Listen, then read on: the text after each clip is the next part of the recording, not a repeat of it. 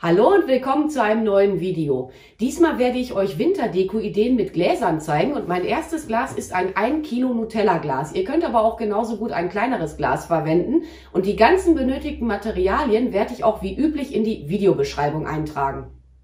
Das Nutella-Glas wird jetzt mit Serviettenkleber bestrichen werden und es bleibt auch jedem selbst überlassen, ob er hier eine Stelle freilassen möchte oder halt nicht. Und auf diesen Serviettenkleber streue ich wiederum Zucker und noch zusätzlich etwas Glitzer. So, Serviettenkleber habe ich jetzt hier schon am Start. Pinsel den jetzt hier mal so relativ großzügig auf mein Nutella-Glas auf. Nehme jetzt den Zucker und streue den hier einfach drüber. Wenn ihr das jetzt innerhalb der Wohnung machen solltet, dann würde ich da jetzt natürlich etwas drunter legen. Aber in meinem Fall ist das jetzt egal. Ich kann hier richtig rumsauen in der Werkstatt. Jetzt wieder die nächste Schicht mit Serviettenkleber. Ich muss das Glas natürlich jetzt auch gleich ein bisschen hochhalten. Ja, und dann stellt man das Ganze beiseite und lässt es erst einmal trocknen, bevor man weiterarbeitet.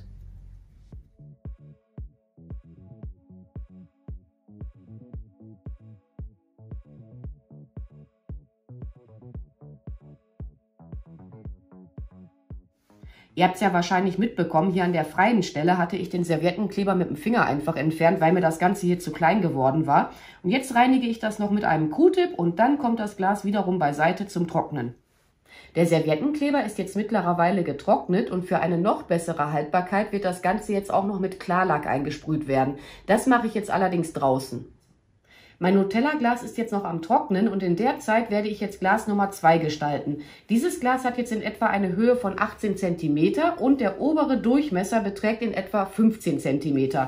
Und an dieses Glas werde ich jetzt hier im unteren Bereich ein Gummiband befestigen und an das Gummiband befestige ich wiederum Bindedraht. Das bleibt jetzt auch jedem selbst überlassen, welche Farbe der Bindedraht haben soll. Ich habe mich jetzt bewusst für einen rosafarbenen entschieden. Verfreme den hier mal eben an dem Gummiband. So. Dass es nachher auch gut hält. So, das Glas können wir jetzt eigentlich wieder umdrehen. Und dann hole ich mir jetzt mal zusätzliches Material zum Einarbeiten. Ich werde jetzt Stacheldrahtpflanze und Lärchenzweige inklusive Zapfen einarbeiten. Die Stacheldrahtpflanze habe ich mir jetzt schon mal ein bisschen zurechtgeschnitten. Die Lärchenzweige muss ich noch anpassen. Und die Stacheldrahtpflanze und die Lärchenzweige platziere ich jetzt erst einmal unter meinem Gummiband. Wenn ich hier komplett unten einmal drumherum bin, dann wird das wiederum mit dem Bindedraht festgewickelt werden. Das mache ich aber auch bis hier oben hin mit dem Bindedraht. Und wenn man die erste Reihe sozusagen geschafft hat, kann man darüber nachdenken, ob man noch mehr Material drumherum einarbeiten möchte. Das ist jetzt hier erstmal im Prinzip, ich sag mal, die erste Reihe.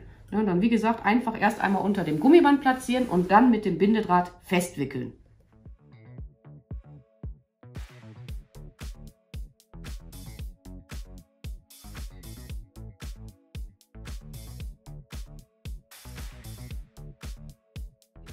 Ich weiß gar nicht, ob ich vorhin gesagt habe, ihr sollt das Ganze mit dem Gummiband festwickeln. Jedenfalls jetzt natürlich nicht mit dem Gummiband festwickeln, sondern mit dem Bindedraht. Und dann mache ich das jetzt auch bis hier oben hin.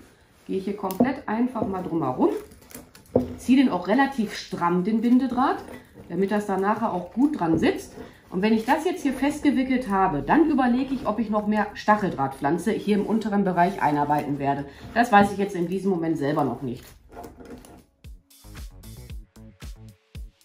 Ich habe mich jetzt dazu entschieden, hier im unteren Bereich auch noch Stacheldrahtpflanze einzuarbeiten. Die wird aber jetzt nicht aufrecht eingearbeitet werden, sondern die lege ich mir jetzt einfach nur so dahin. Da ist der Bindedraht und wickel die dann auch wieder mit meinem Bindedraht fest. Ja, und mit dem Bindedraht umwickel ich das Ganze so lange, bis ich letzten Endes damit zufrieden bin. Wer das jetzt ein bisschen plüschiger behalten möchte, der sollte jetzt nicht so oft mit dem Bindedraht drumherum wickeln, sondern nur, ich sag mal so 2-3 Mal, das reicht dann auch. Aber ich denke, ich werde da so 4 Mal drumherum wickeln. Jetzt hebe ich das hier an von der Stacheldrahtpflanze, was ich jetzt gerade draufgelegt habe. Und mache hier diesen Anfang der Stacheldrahtpflanze jetzt da drunter, damit man das nachher nicht sieht. Ich denke, ich muss mir auch gleich noch mehr Stacheldrahtpflanze von der hier abschneiden. Auch wieder anheben, da drunter und dann schon mal etwas mit dem Bindedraht, jetzt geht er hier ganz ab, drumherum wickeln.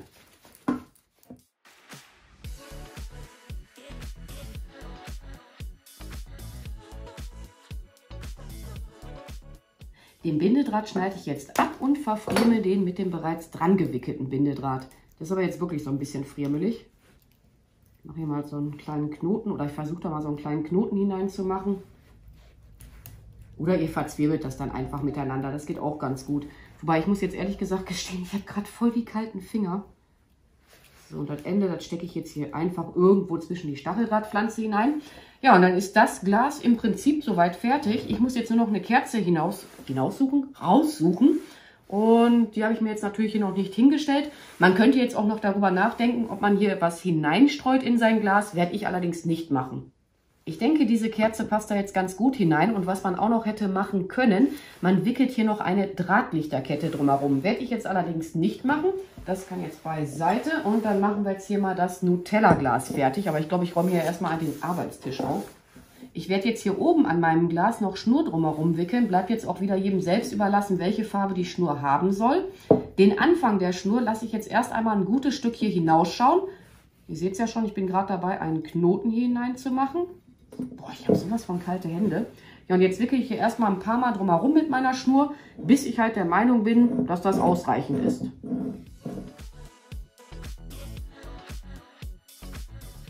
Das sollte jetzt erst einmal reichen mit der Schnur. Und jetzt kommt Stacheldrahtpflanze zum Einsatz und ein Lärchenzweig. Ich bündel mir mal eben die Stacheldrahtpflanze.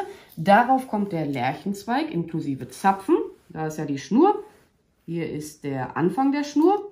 Und das lege ich da jetzt einfach mal drauf. So, mal eben justieren und wickel das jetzt einfach mit der Schnur fest. Ich gehe da jetzt mal sicherheitshalber zweimal drumherum, damit das auch nachher gut hält. Wo habe ich jetzt eigentlich meine Schere, um die Schnur abschneiden zu können? Habe ich doch irgendwo hingelegt. Ich justiere mir das Ganze jetzt noch mal ein bisschen. Ich glaube, das sieht doch dann ganz niedlich aus. Der Lärchenzweig könnte noch ein bisschen anliegender sein. So, okay, da ist die Schere. Schneide jetzt die Schnur ab. Deswegen solltet ihr ein gutes Stück der Schnur hinausschauen lassen, dann habt ihr das jetzt einfacher mit dem Festknoten. Die überschüssigen Enden der Schnur schneide ich jetzt ab.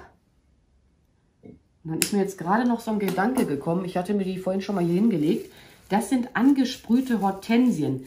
Ich könnte mir vorstellen, das sieht ganz niedlich aus, wenn man die jetzt hier einfach noch so hineinsteckt, unterhalb der Schnur. Ich muss jetzt nur ein bisschen vorsichtig arbeiten, weil die sind getrocknet.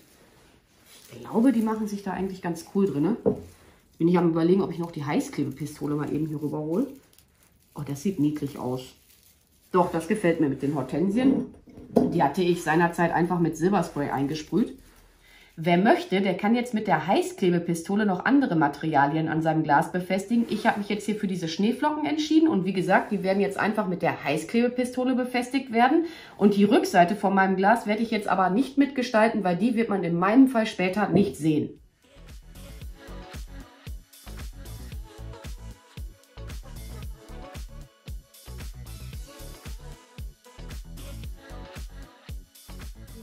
Jetzt kommt etwas Streumaterial in mein Glas, damit das Teelicht auch ein bisschen höher steht. Jetzt platziere ich mein Teelicht. So, ich muss das aber hier eben noch mal so ein bisschen justieren. Das war jetzt auch ein Teelicht, was ich schon mal angezündet hatte.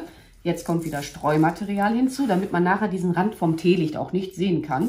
Oder ihr habt jetzt vielleicht Teelichter, die gar nicht dieses Metall da drumherum haben. Wie gesagt, Streumaterial jetzt wieder. Mal eben gucken, ob das jetzt schon mal so passt. Jetzt mache ich das hier von der Kerze wieder runter, mein Streumaterial. So. Ich nehme dafür immer einfach so einen alten Pinsel. Verteile mir das jetzt noch mal ein bisschen, aber ich bemerke gerade, ich muss auch noch ein bisschen was einfüllen.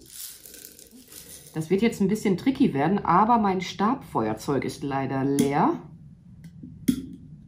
Ich hoffe, die brennt jetzt auch gleich. Ja. Ha! Das war jetzt ein bisschen heiß an den Pfoten. Also wenn ihr das anzünden solltet, dann besser mit einem Stabfeuerzeug. Aber das sieht doch auf jeden Fall schon mal richtig knuddelig aus, finde ich jedenfalls. Ich muss jetzt gestehen, mein persönlicher Favorit ist jetzt das Nutella-Glas. Wobei das Glas ist auch schön geworden, aber das hier ist nochmal so ein Tacken, ja ich sag mal extravaganter. Und dann werde ich mich jetzt auch mal an dieser Stelle bei euch verabschieden. Ich bedanke mich fürs Zuschauen. Macht's gut, eure Pink Peach. Bye!